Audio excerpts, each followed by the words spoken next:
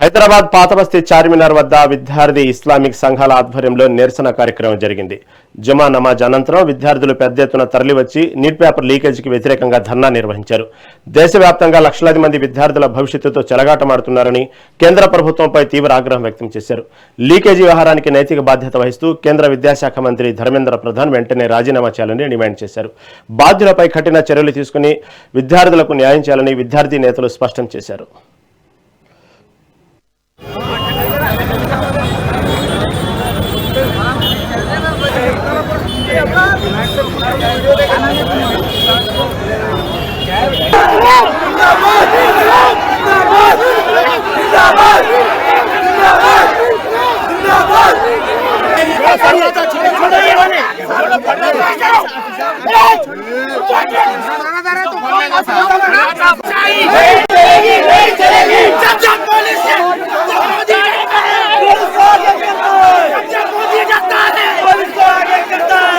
मोदी करता है पुलिस को आगे करता है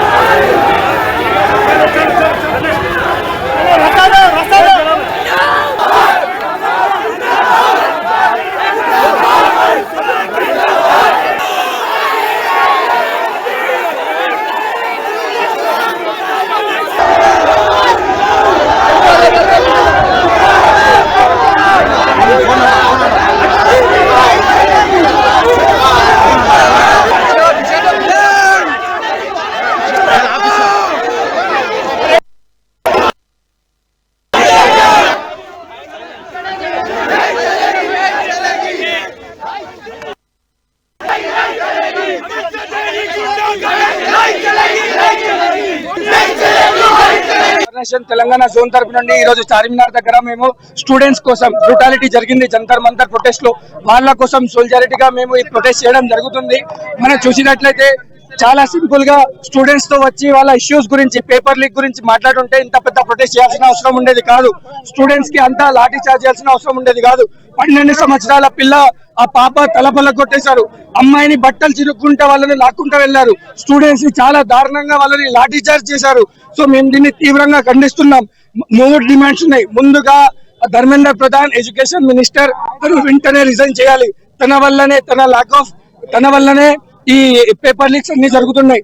రెండోది ఎన్టీఏని స్క్రాప్ చేయాలి.